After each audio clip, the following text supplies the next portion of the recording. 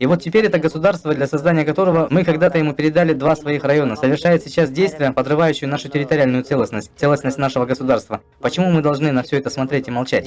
Громкие заявления. Досмотрите это видео до конца, и вы узнаете, что думает о поездке Эмомали Рахмонов Варух в Кыргызстане. Подписывайтесь на наше обновление, чтобы всегда оставаться в курсе событий. После смены власти в октябре и особенно после назначения Ташиева председателем Госкомитета национальной безопасности, вопросы завершения процесса размежевания достаточно ускорились. Поездка президента Таджикистана Эмомали Рахмонов Варух и его заявления относительно статуса этой территории были услышаны, но не вызвали особого резонанса в Кыргызстане, отмечают эксперты из этой страны. Визит Эмомали Рахмона Варух, состоявшийся 9 апреля, был примечателен тем, что во время него президент высказал официальную позицию Таджикистана относительно статуса Джамоата и переговоров с Бишкеком.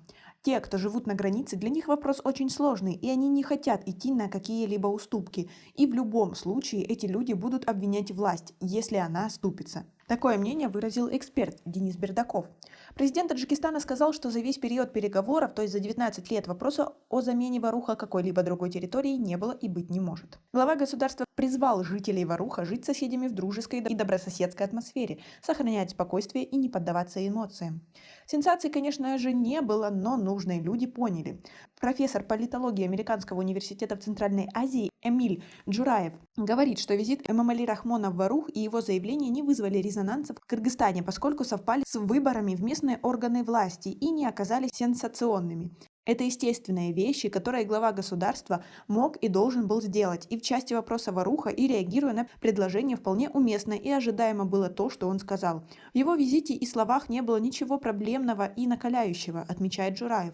По его словам, глава Таджикистана показал достаточную степень дипломатичности и понимания сложности проблемы. Как вы относитесь к такому мнению? Свои ответы напишите нам, пожалуйста, в комментарии. Рахмон высказался устами экс-главы МИД Таджикистана. Ранее резонанс в информационном пространстве вызвала ответ экс-главы МИД Таджикистана Хамрахона Зарифи, который обрушился с критикой на Камчыбека Ташиева и назвал его предложение по обмену Варуха полным бредом. Независимый политолог из Кыргызстана Марс Сариев говорит, что Ташиев по неопытности обнародовал предложение кыргызстанской стороны, на что Таджикистан ответил устами экс-главы внешнеполитического ведомства в грубой форме. Когда создавалось таджикское государство, Таджикистан по решению Союзного центра, по решению из Москвы, ему были переданы наши Мургабские и Джергетальские районы.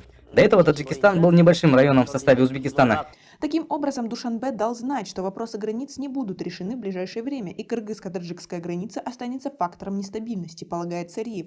По его словам, ответом Бишкека на действия Душанбе будет пресечение. Политолог Денис Бердаков говорит, что власти Таджикистана построили и сдали в эксплуатацию социальные объекты на территории Варуха, что говорит о том, что они не собирались обмениваться этой территорией. Это свидетельствует о том, что переговоры будут сложными и придется искать компромисс, как предыдущие 20 лет, полагает Бердаков. Он отмечает, что в Кыргызстане есть два доминирующих мнения относительно вопросов границы. Те, кто живут на границе, для них вопрос очень сложный, и они не хотят идти на уступки. И в любом случае эти люди будут обвинять власть, если она оступится. С другой стороны, есть люди, живущие далеко от Баткена, которые понимают, что границу нужно демаркировать и делимитировать, потому что это залог совместной честной торговли, и только так можно наладить взаимовыгодную торговлю и привлекать инвестиции.